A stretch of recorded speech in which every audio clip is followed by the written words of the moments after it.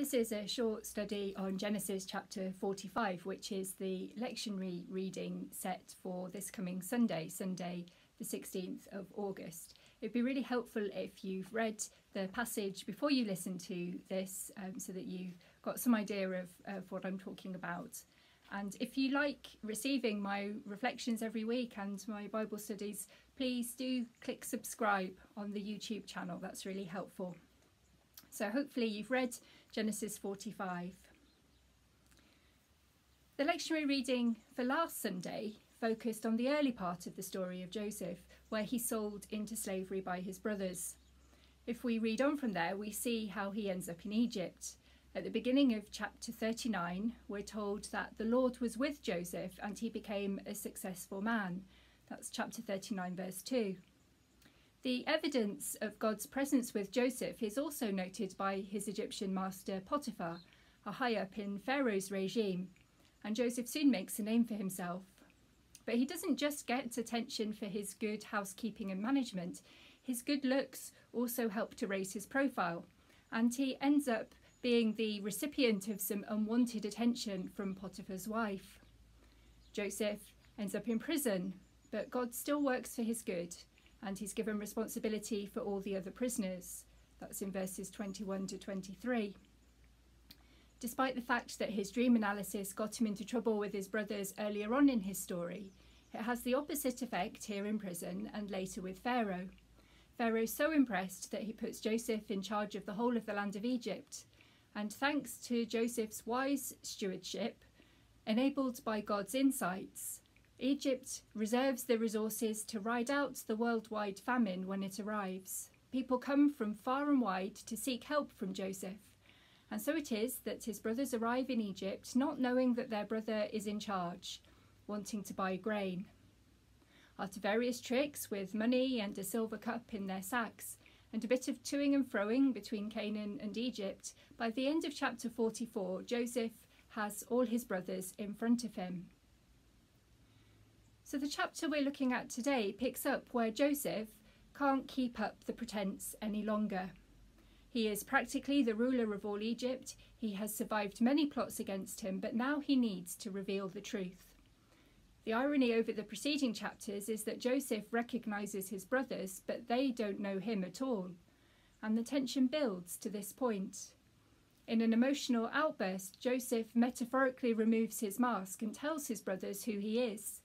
But this is in stark contrast to the brothers' silent response. They're awestruck and they can't speak. Joseph has to tell them more. You can imagine some of the things that are going through their minds. In verse 3, we're told that they're dismayed to realise that they're in the presence of the brother they thought they'd sold into slavery. They probably can't quite take in what Joseph is saying to them. It's impossible to believe. Even if Joseph had survived his ordeal and lived, how could he have made the journey from slave to influential political leader? They're probably also terrified. What's Joseph going to do to punish them for what they did to him? They probably feared for their lives, and so Joseph tells them his story to reassure them, and perhaps to also give them a bit more time for the impact of his news to sink in. Joseph tries to calm his brothers. In verse 5, he tells them that God sent him to this place years earlier in order to preserve their lives. And he similarly repeats this in verses 7 and 8. Joseph wants his brothers to know, and the writer wants his readers to know, that in all the events of Joseph's life, God has been working to bring good out of evil. Joseph then pushes on to more practical arrangements. There are still going to be 5 more years of famine left, but Joseph's family will know and experience peace and plenty under Joseph's protection and provision. The whole extended family, father, brothers, children, grandchildren, flocks and herds, will all be safe and have plenty. Joseph has many chances in the previous chapters to get revenge on his brothers. He could refuse to help them when they first come to him and when they come back again. He could reveal himself earlier on and throw them into prison for attempted murder. Joseph doesn't gloat over their misfortune, and he doesn't judge them and sentence them to imprisonment or death. Instead, Joseph reinterprets the story of their relationship. He writes a new page. Many years earlier, the story of Joseph and his brothers had been one of hubris, hatred, jealousy, resentment, violence, and deceit. But Joseph does not want to repeat those early destructive themes. He wants a new beginning, and forgiveness is the starting point. The evil intent of his brothers is overshadowed by God's good intent so that Joseph can save them. Joseph has suffered and lived quite precariously, dependent on the whims and decisions of others, but God's never left him. Joseph knows that he's been blessed, but more than that, he realises that he has been saved and blessed not for his own benefit, but for the benefit of his family. Joseph imitates God's grace. Joseph reflects the image of God in showing love and mercy and kindness. Joseph may have been rejected by his family, but he is the one whose goodness and kindness is needed by his family in order to survive. Sometimes it can be hard for us today, as it was for Joseph's brothers, to believe that God is with us and is at work even in dark and destructive moments of life. The stories of Joseph can help us see things differently.